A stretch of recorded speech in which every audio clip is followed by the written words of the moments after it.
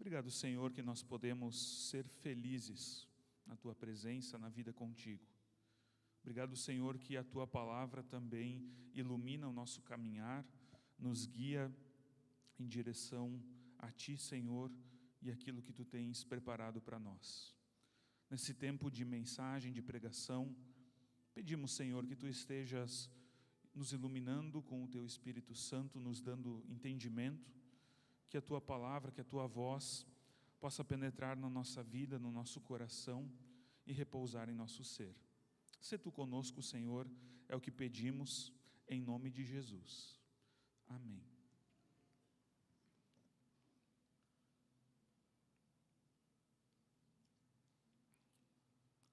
Alguém aqui sabe como é a dinâmica das galinhas dentro de um galinheiro? Alguém sabe como funciona um galinheiro? Estou falando sério, alguém sabe como funciona um galinheiro? As galinhas, elas têm hierarquia. Elas têm as galinhas que são mais importantes e as galinhas que são menos importantes. E as galinhas que estão mais acima na hierarquia, elas comem primeiro quando vem a comida, elas escolhem aonde elas vão dormir, as outras têm que ficar com, digamos assim, com o lugar que sobra. Existe toda uma hierarquia, existem as galinhas que mandam e as galinhas que obedecem. E é assim que funciona no galinheiro, é assim que funciona no mundo das galinhas. Existe aquele ditado popular que diz: manda quem pode, obedece quem tem juízo. Mais ou menos assim que funciona. Em nosso meio, muitas vezes, é comum também haverem hierarquias. É comum haverem pessoas que se colocam como superiores das outras, como acima das outras. Talvez você conheça pessoas que abusam da sua autoridade, abusam do seu poder na sociedade, na igreja, no seu trabalho. Talvez você conheça pessoas que usam o seu status social para benefício próprio, ao invés de poder beneficiar os outros, porque a gente sabe que nas relações humanas tudo isso existe. Quando uma pessoa ela usa do seu poder, usa do seu status para se beneficiar, ela na verdade está usando mal o seu poder, ela não está usando de forma legítima o poder que ela tem. Eu quero convidar aqueles que têm a sua Bíblia para abrirem no Evangelho de Mateus, o capítulo 23, os versículos 1 até o 12.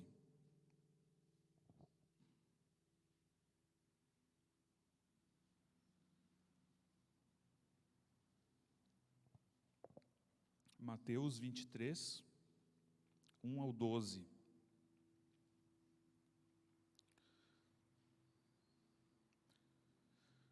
Então Jesus falou às multidões e aos seus discípulos: na cadeira de Moisés se assentam os escribas e os fariseus.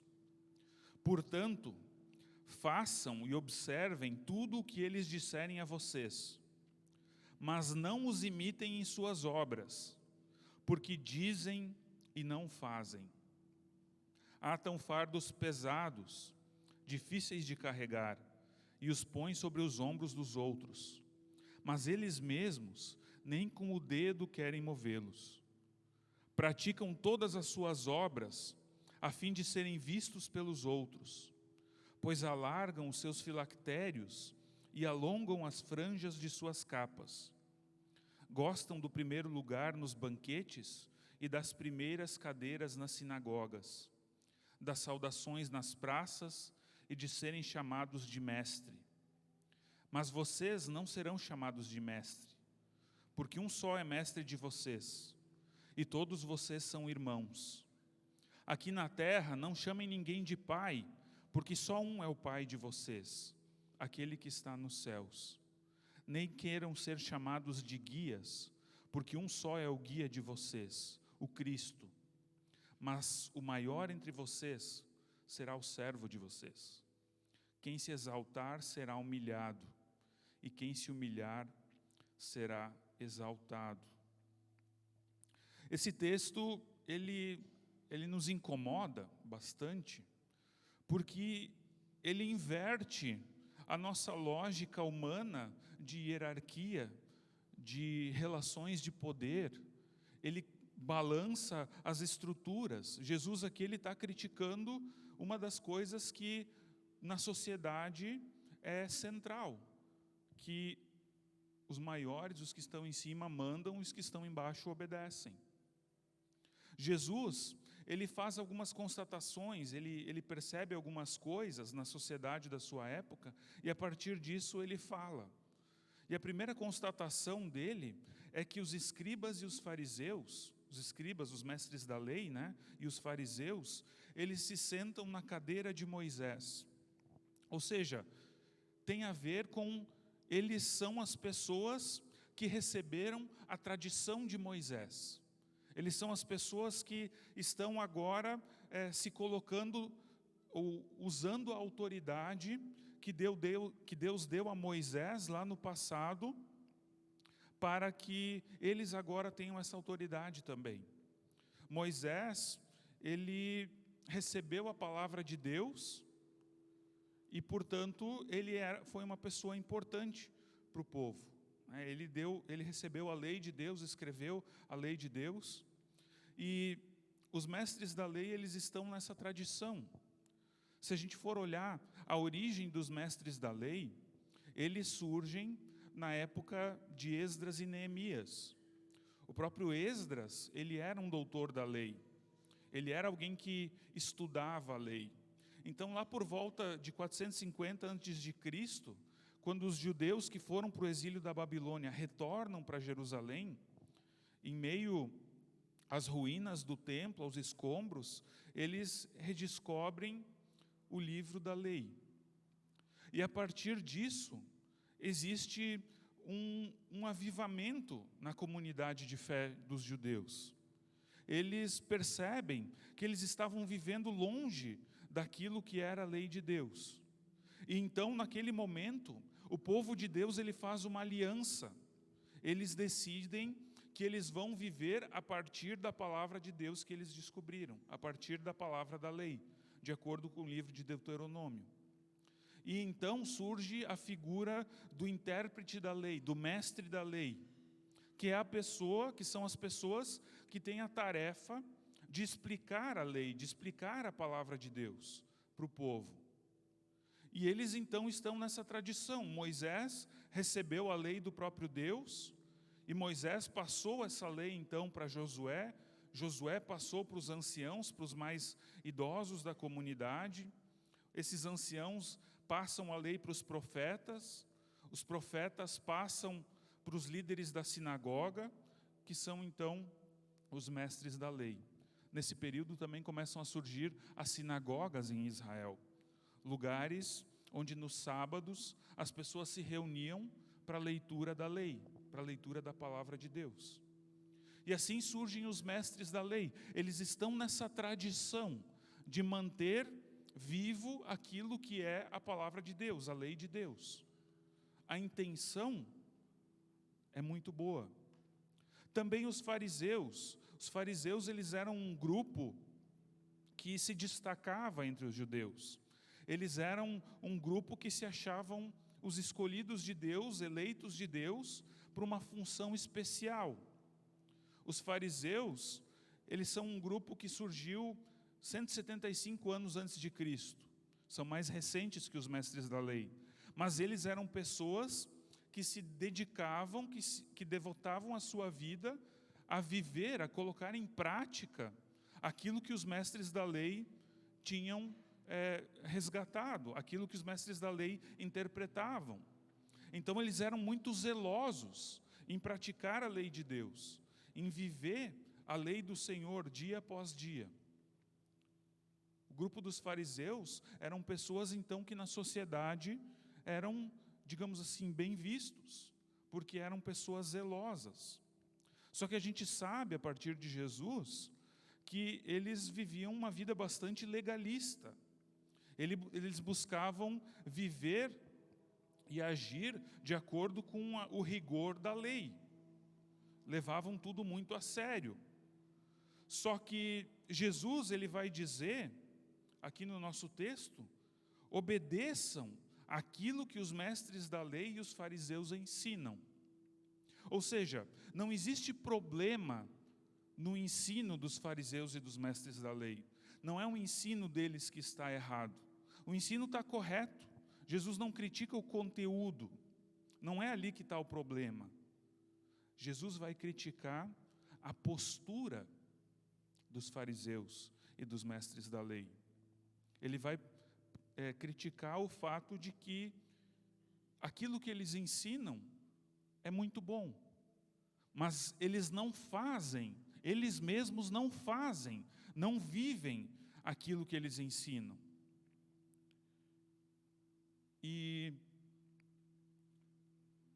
o problema é que a lei de Deus, ela provém de Deus, ela é a lei que tem a ver com o nosso relacionamento com Deus.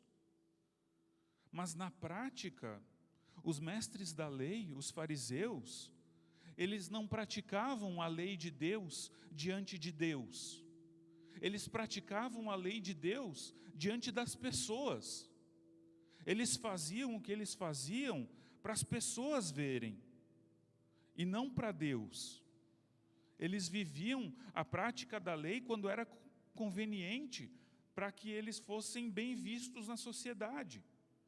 Mas eles ignoravam completamente a Deus. Não é assim que os fariseus e os mestres da lei, eles eram pessoas que não obedeciam os 10 mandamentos. Não, muito pelo contrário. O 5º mandamento, não matarás, e agora os fariseus estão ali matando pessoas. Não é isso. Eles obedeciam. Eles não roubavam, não furtavam. Eles não faziam nada contra os mandamentos.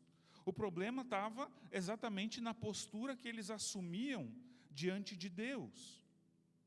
As obras que eles faziam diante de Deus. Porque eles não faziam para Deus, eles faziam exatamente para as pessoas. E é muito fácil a gente fazer para as pessoas. Porque as pessoas, elas não conseguem olhar o nosso coração. Quando a gente faz alguma coisa para o nosso próximo, a gente pode fazer com uma boa intenção no coração ou com uma intenção perversa. Mas ele não é capaz de identificar a intenção do nosso coração. Mas Deus, ele conhece. Deus, ele sabe aquilo que passa no nosso coração. A gente não consegue enganar a Deus. E por isso que Jesus vai chamar os fariseus de hipócritas. Porque o cumprimento da lei que eles vivem é apenas uma formalidade. É apenas para as pessoas verem. Mas não tem a ver de fato com uma transformação interna. Não é uma intenção boa de seguir a lei de Deus. Na verdade, eles honram a Deus com os lábios, mas não com o coração. Não tem um compromisso de vida com Deus. Então Jesus, ele faz uma acusação contra esses mestres da lei e fariseus. Jesus acusa eles de colocarem um fardo pesado sobre as pessoas. Ou seja, de obrigarem as pessoas a carregarem um peso que elas não conseguem carregar. Enquanto que eles mesmos não movem um dedo sequer para fazer alguma coisa. Por isso é uma hipocrisia tão grande, é uma contradição. Eles exigem das pessoas, eles sugam das pessoas, eles querem que as pessoas carreguem o fardo pesado da lei, enquanto que eles vivem nessa hipocrisia. E se a gente olha para o próprio Cristo, nós vamos perceber que, na verdade, o objetivo de Deus não é colocar fardos sobre os nossos ombros.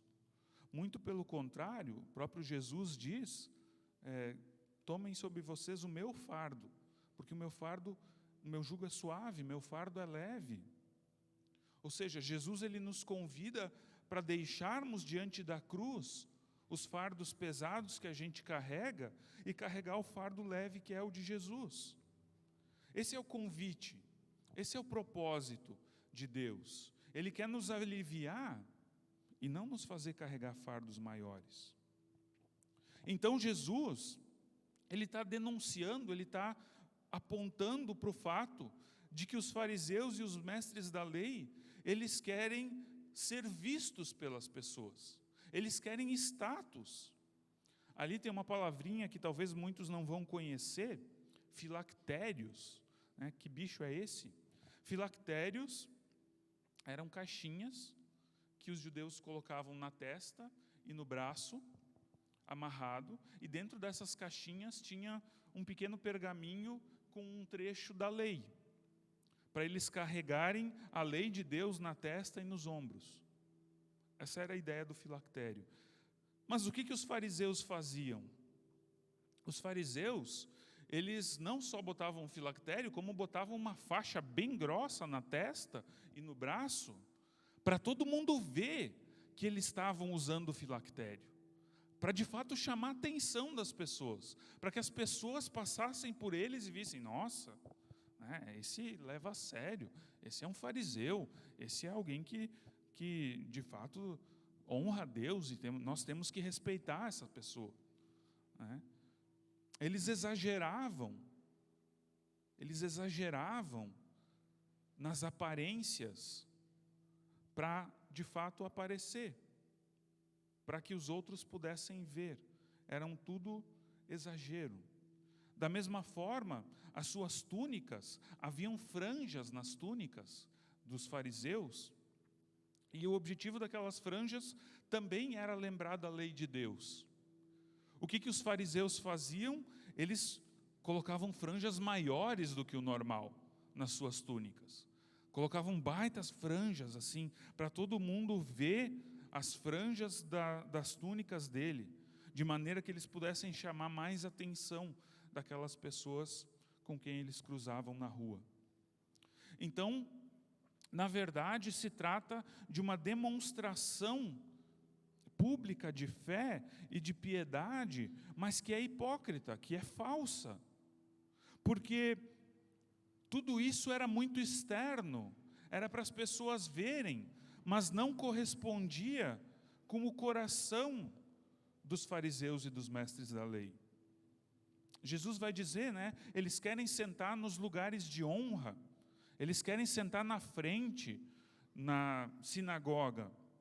E na sinagoga, sentando na frente, as cadeiras eram um pouco mais assim, de lado, então eles conseguiam olhar para os outros, ver os outros, os inferiores que sentavam mais no fundo, e os outros conseguiam ver eles também.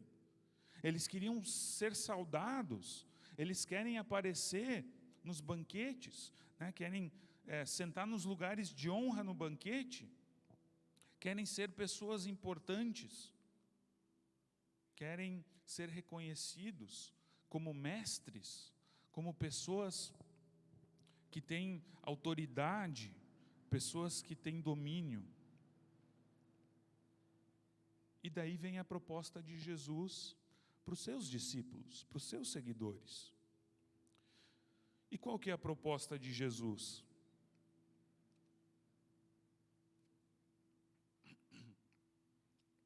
A proposta de Jesus é o contrário do que os fariseus buscam.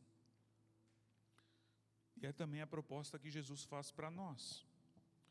A proposta é: não chamem uns aos outros de mestre. Chamem-se de irmãos. Porque, afinal de contas, nós todos somos irmãos e irmãs em Cristo. Não chamem uns aos outros de pai, porque apenas um é o pai de vocês. Não chamem uns aos outros de guia. Aqui provavelmente tem a ver com ser guia espiritual, guia de fé. Vocês são irmãos. Sejam irmãos. Sejamos irmãos. Como irmãos, nós não estamos uns acima dos outros. Nós estamos no mesmo nível. Nós não precisamos viver com hierarquias entre nós. É isso que Jesus está propondo. De forma bem positiva, Jesus, na verdade, ele chega a dizer: sejam servos. Sejam servos uns dos outros. E aqui a palavra tem a ver com diaconia, né? Sejam diáconos. Temos hoje aí várias diáconas e um diácono, né? Ou seja, essa é a proposta de Jesus. Sejam servos. É difícil da gente ouvir isso, porque ser um diácono, ser um servo, não é algo que está na nossa natureza.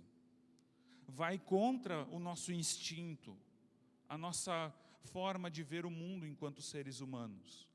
Nós temos o desejo, por nós mesmos, na nossa natureza, de querermos nos impor sobre os outros, de sermos superiores uns dos outros. Se a gente olha para a Bíblia, já desde lá da história de Adão e Eva, nós vemos um homem e uma mulher que não se contentam em serem inferiores a Deus e querem ser iguais a Deus. Faz parte da nossa humanidade, essa rebeldia contra Deus e querer autonomia, querer ser superior, querer ser dono de si mesmo e não querer se submeter a ninguém. E se nós já pensamos assim como seres humanos em relação a Deus, não queremos nos submeter a Deus, quanto mais se submeter ao próximo, servir ao próximo. Para a nossa natureza, a ideia de servir ao próximo é uma coisa ridícula. Nós não queremos isso. Nós queremos poder, nós queremos autonomia, nós queremos mandar, nós queremos decidir. Então, viver isso que Jesus está propondo aqui é muito difícil. Nós precisamos ser libertos, em primeiro lugar, desse nosso desejo egoísta de poder. Porque se a gente não for liberto disso, nós sempre vamos ter resistência em assumir o papel de servo. Porque nós temos uma necessidade de justificarmos a nós mesmos. A gente quer provar que a gente é merecedor. A gente quer provar que a gente é bom, que a nossa vida tem valor, que a gente vale a pena. A gente quer provar, a gente quer se provar para os outros. E a gente não consegue se provar se colocando abaixo. A gente sempre quer estar por cima. A gente quer se auto-justificar diante de Deus e a gente quer se auto-justificar diante das pessoas que estão ao nosso redor. O problema é que Deus é quem nos justifica. Se nós tentamos viver de justiça própria, nós estamos lascados. Nós vivemos da justiça de Deus. Então, essa nossa tentativa de autojustificação nos coloca num caminho de perdição, num caminho de destruição. Nós vamos resistir ao serviço ao próximo, porque queremos nos justificar, e não vamos conseguir compreender que somos justificados por Deus. Porque quem é justificado por Deus, esse de fato é livre. Essa pessoa se torna uma pessoa livre. Porque ela não precisa mais se apresentar diante de Deus como uma pessoa justa por si mesma, por suas obras, pelo seu viver. Ela pode se apresentar diante de Deus como uma pessoa pecadora, que ela é, e viver da justiça de Deus. E quando nós somos libertos dessa forma, aí sim é que nós vamos ser livres para poder servir ao próximo.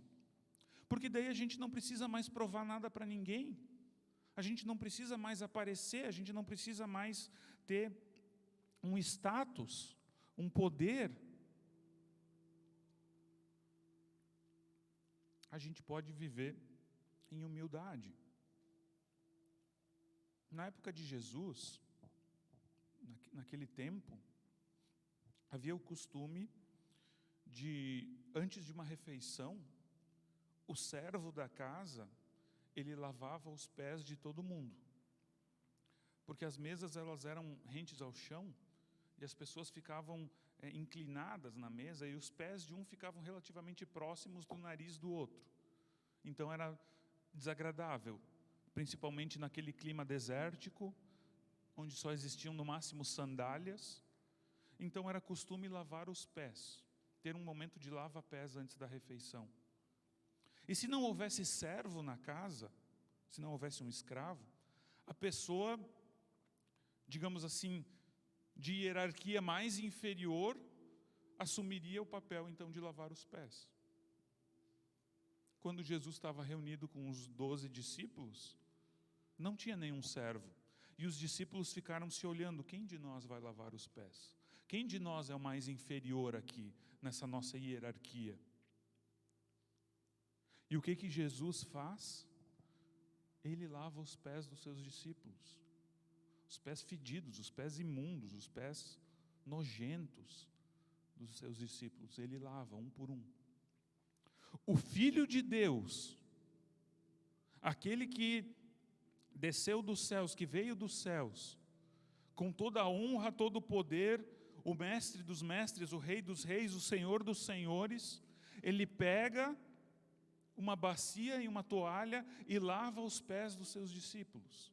E a gente, pobres seres humanos, queremos honra e poder. Queremos ser melhores do que os outros. Queremos aparecer, queremos status. Percebe que o negócio não fecha?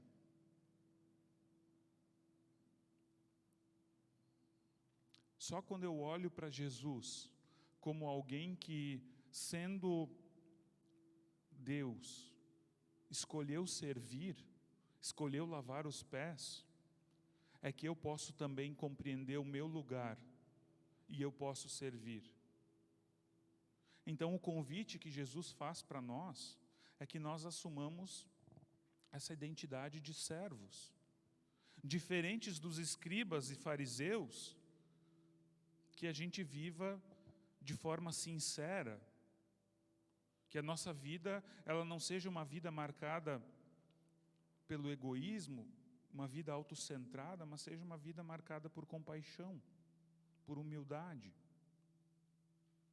E assim Jesus ele termina no versículo 12 dizendo: quem se exaltar será humilhado, e quem se humilhar será exaltado.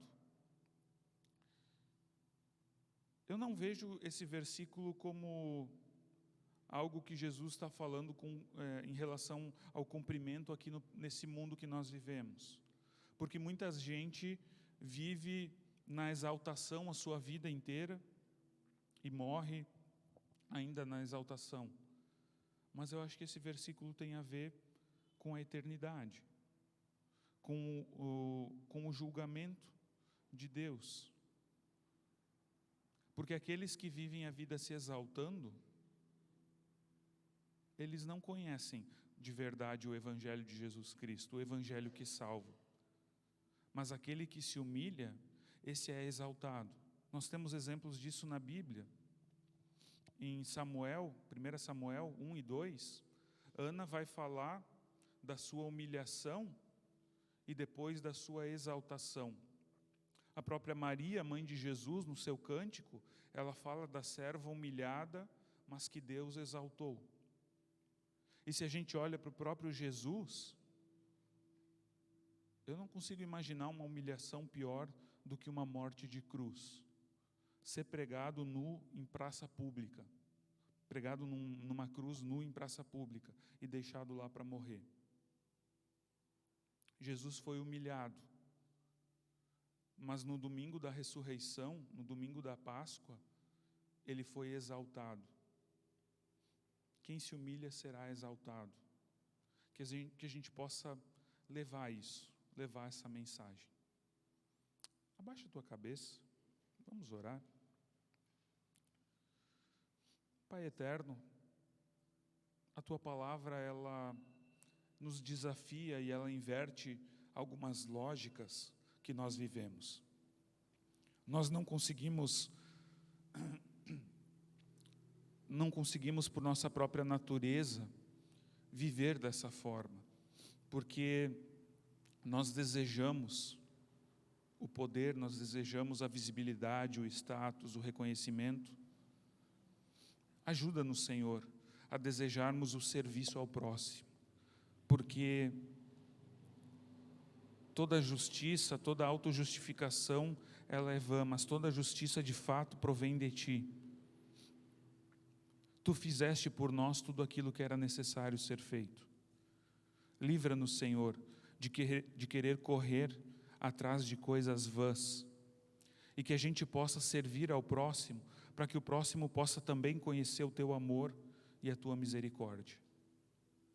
Guia-nos, Senhor, enquanto vivemos a nossa vida cristã nesse mundo, que possamos ser exemplo de humildade, de abnegação e de entrega.